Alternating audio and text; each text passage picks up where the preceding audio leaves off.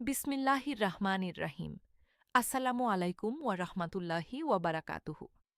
দর্শক, আপনাদের সবাইকে স্বাগত জানাচ্ছি আজকের বিশেষ প্রতিবেদনে। আজকের প্রতিবেদন জুড়ে থাকছি দেশের সবচেয়ে আলোচিত এবং সবচেয়ে প্রতীক্ষিত একটি বিষয়, নবম জাতীয় বেতন স্কেল। দেশের প্রায় ১৪ লক্ষ সরকারি কর্মকর্তা কর্মচারী এবং ৯ লক্ষ পেনশনভোগীর জীবনযাত্রার সঙ্গে সরাসরি জড়িত এই খবর। দীর্ঘ ১১ বছর পর সরকারি চাকরিজীবীদের জন্য নতুন এই বেতন কাঠামো আসতে যাচ্ছে। আর এই মুহূর্তে এটি নিয়ে সরকারের ভেতরে, অর্থনৈতিক মহলে এবং আন্তর্জাতিক অঙ্গনে চলছে ব্যাপক আলোচনা। আজকের প্রতিবেদনে ধারাবাহিকভাবে যা যা থাকছে তার একটি সংক্ষিপ্ত চিত্র আগেই তুলে ধরছি। থাকছে নতুন পে স্কেলের সম্ভাব্য কাঠামো এবং গ্রেড ভিত্তিক পরিবর্তনের চিত্র। থাকছে বাস্তবায়নের সময়সূচি এবং কোন কোন ধাপে তা কার্যকর হতে পারে সেই বিশ্লেষণ। থাকছে বাজেট বরাদ্দের সুনির্দিষ্ট হিসাব। থাকছে আন্তর্জাতিক মুদ্রা তহবিলের অবস্থান এবং তাদের উদ্বেগের কারণ। থাকছে সরকারি কর্মচারী সংগঠনগুলোর দাবি দাওয়া এবং প্রতিক্রিয়া। এবং সবশেষে থাকছে সামগ্রিক অর্থনীতিতে এই বেতন কাঠামোর সম্ভাব্য প্রভাব নিয়ে একটি বিশ্লেষণ। দর্শক, অনুরোধ থাকবে সম্পূর্ণ প্রতিবেদনটি মনোযোগ সহকারে দেখার, কারণ প্রতিটি অংশেই থাকছে গুরুত্বপূর্ণ এবং হালনাদার তথ্য। শুরুতেই স্পষ্ট করে বলে রাখা প্রয়োজন, নতুন পে স্কেল সংক্রান্ত সার্বিক প্রক্রিয়াটি এখনও সম্পূর্ণভাবে চূড়ান্ত রূপ নেয়নি। সরকারের বিভিন্ন সূত্র, অর্থ মন্ত্রণালয়ের দায়িত্বশীল কর্মকর্তা এবং সংশ্লিষ্ট ব্যক্তিদের বরাত দিয়ে বিভিন্ন গণমাধ্যমে যেসব তথ্য প্রকাশিত হয়েছে, আজকের প্রতিবেদনে আমরা সেগুলোকে একত্র করে বিশ্লেষণসহ আপনাদের সামনে উপস্থাপন করছি। তাই প্রতিটি পরিসংখ্যান এবং তারিখকে সম্ভাব্য এবং প্রস্তাবিত হিসেবে বিবেচনা করার অনুরোধ থাকল, যতক্ষণ না সরকারের পক্ষ থেকে আনুষ্ঠানিক গেজেট প্রকাশিত হচ্ছে। দর্শক, প্রথমেই আসা যাক নবম বেতন কমিশনের প্রতিবেদন প্রসঙ্গে। চলতি বছরের ২১শে জানুয়ারি নবম জাতীয় বেতন কমিশন তাদের চূড়ান্ত সুপারিশ প্রধান উপদেষ্টা অধ্যাপক মোহাম্মদ ইউনূসের কাছে হস্তান্তর করে। দীর্ঘদিন ধরে সরকারি কর্মকর্তা কর্মচারীরা যে দাবি জানিয়ে আসছিলেন, এই প্রতিবেদন জমা দেওয়ার মধ্য দিয়ে সেই প্রক্রিয়ার একটি গুরুত্বপূর্ণ ধাপ সম্পন্ন হয়।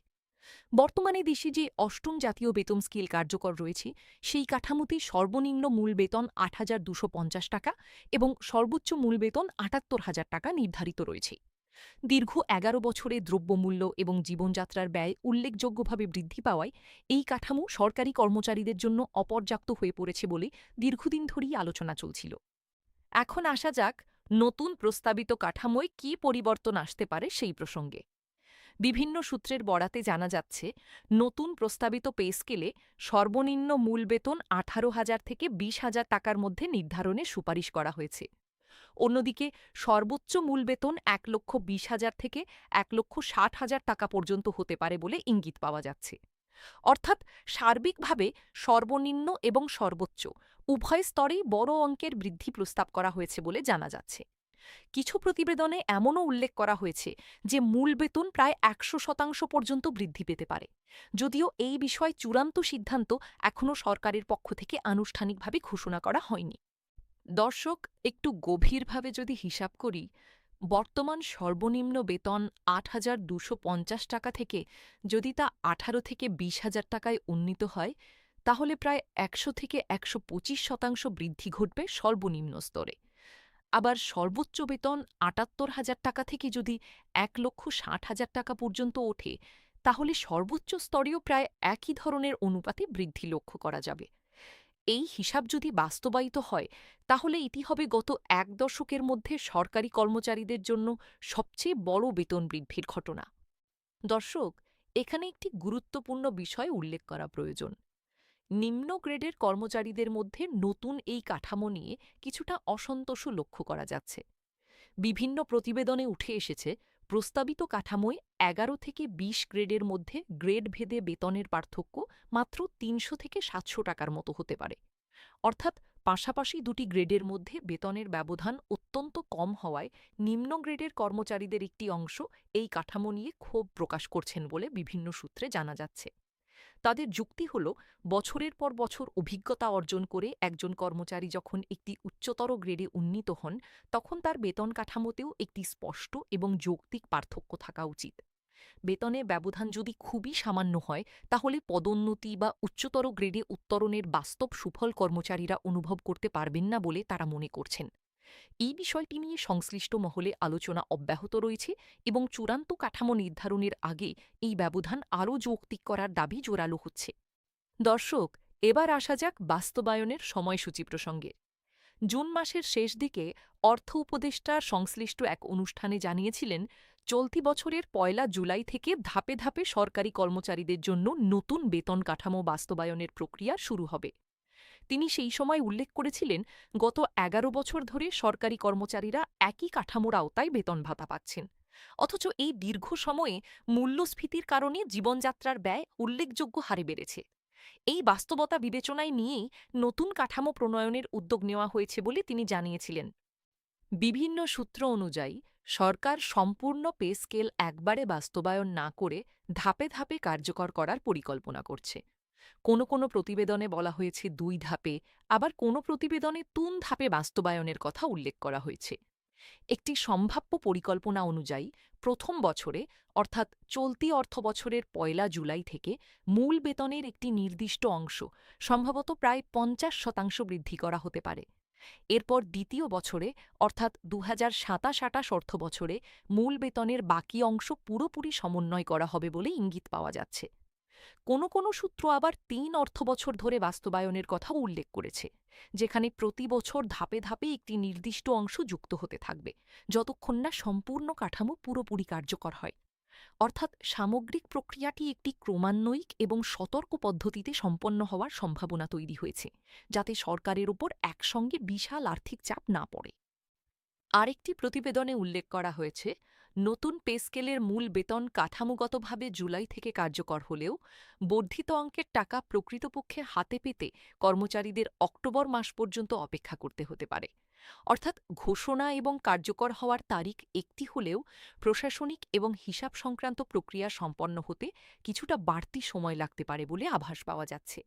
সেক্ষেত্রে জুলাই থেকে অক্টোবর পর্যন্ত সময়ের বকেয়া অর্থ একসঙ্গে পরিশোধ করা হতে পারে বলে ধারণা করা হচ্ছে। দর্শক, এবার আসা যাক গেজেট প্রকাশ সংক্রান্ত সবশেষ অবস্থান নিয়ে। অর্থ মন্ত্রণালয়ের উচ্চপদস্থ কর্মকর্তাদের বরাত দিয়ে জানা গেছে, নতুন পে স্কেলের ফাইলটি বর্তমানে সরকারের সর্বোচ্চ পর্যায়ের চূড়ান্ত অনুমোদনের অপেক্ষায় রয়েছে। চূড়ান্ত অনুমোদন পাওয়ার পর অর্থ মন্ত্রণালয় থেকে নতুন পে স্কেলের আনুষ্ঠানিক গেজেট বা প্রজ্ঞাপন জারি হবার সম্ভাবনা তৈরি হয়েছে। সাম্প্রতিক প্রতিবেদনে বলা হয়েছে, সরকার চাইছে খুব শিগগিরই এই গেজেট প্রকাশ করতে, যাতে দীর্ঘদিনের এই অপেক্ষার একটি সুস্পষ্ট এবং আনুষ্ঠানিক অবসান ঘটানো যায়।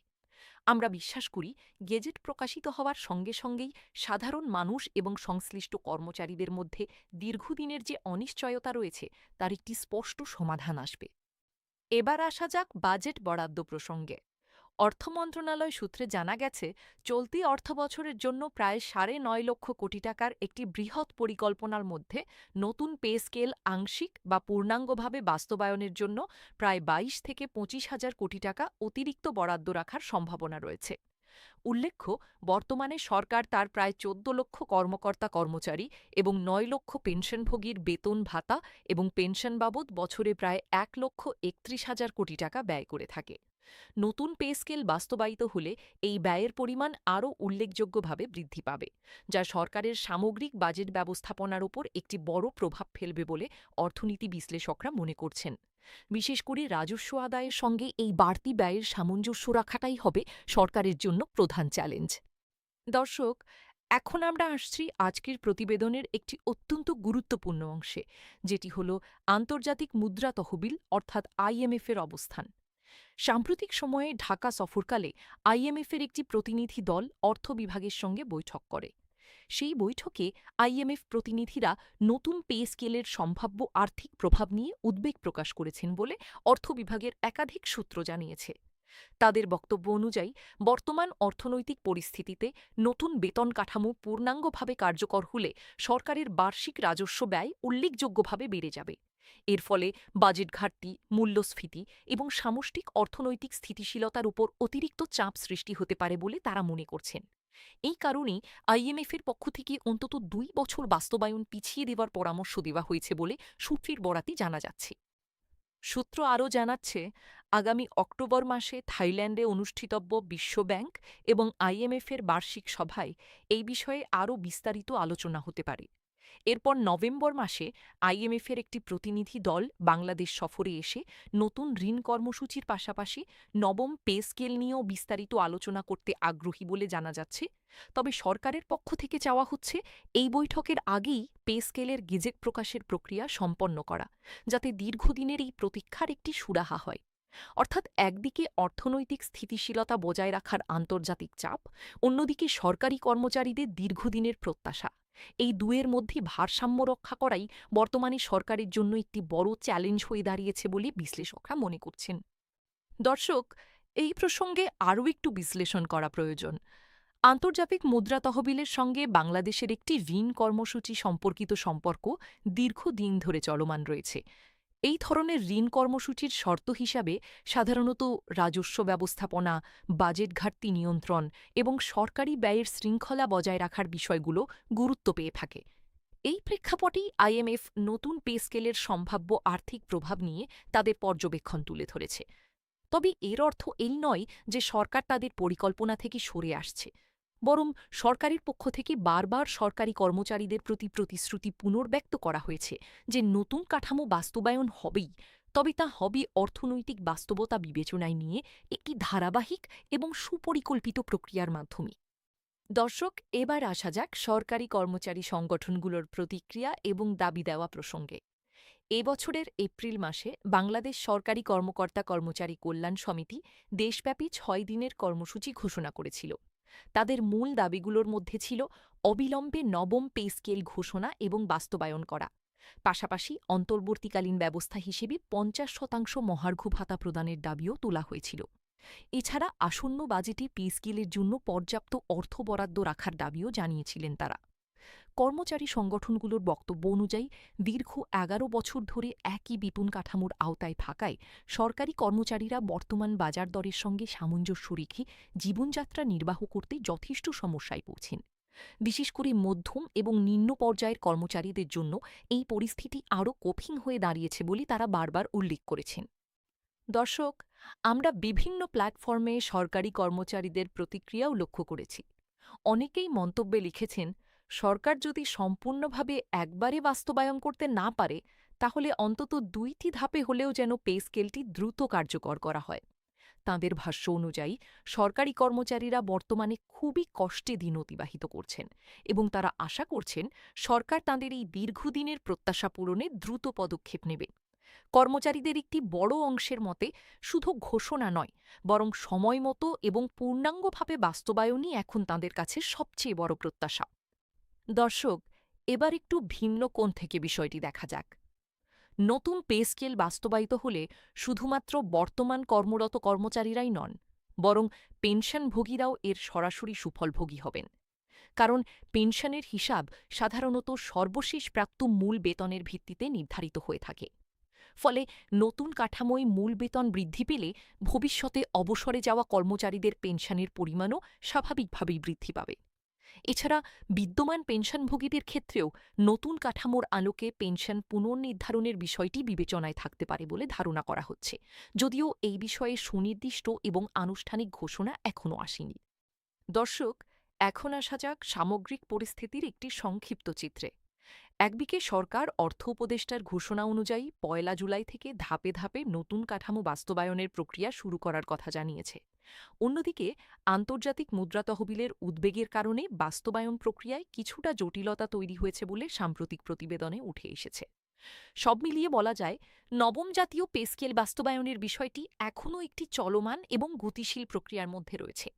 সরকারের আর্থিক সক্ষমতা, আন্তর্জাতিক অংশীদারদের পরামর্শ এবং সরকারি কর্মচারীদের দীর্ঘদিনের প্রত্যাশা, এই ৩টি বিষয়কে একসঙ্গে বিবেচনায় নিয়ে চূড়ান্ত সিদ্ধান্ত নেওয়া হতে পারে বলে ধারণা করা যাচ্ছে।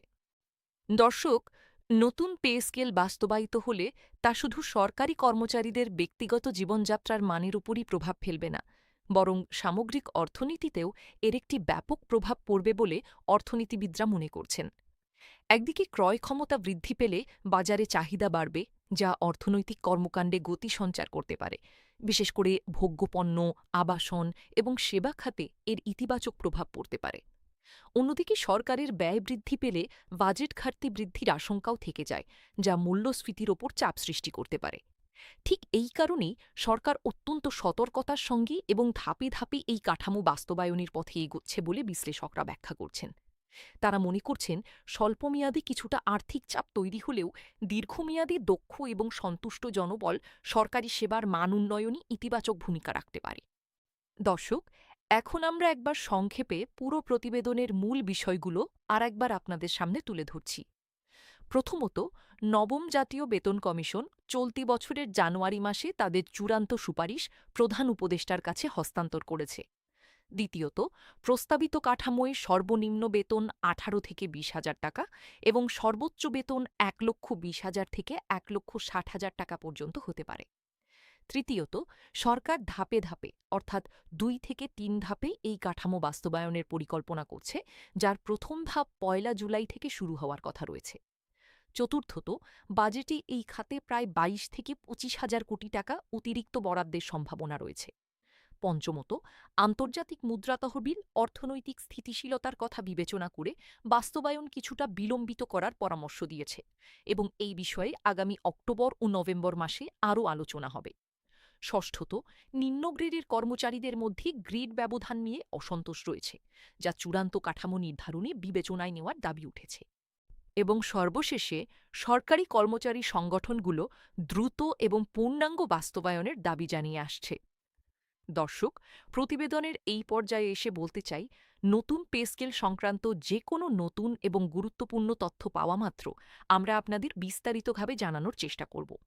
বিশেষ করে আনুষ্ঠানিক গেজেট প্রকাশিত হওয়ার পর সেই সংক্রান্ত সম্পূর্ণ তথ্য, গ্রেড ভিত্তিক বেতন কাঠামোর বিস্তারিত তালিকা এবং বাস্তবায়নের সুনির্দিষ্ট সময়সূচি নিয়ে আমরা আলাদাভাবে বিস্তারিত প্রতিবেদন উপস্থাপন করব।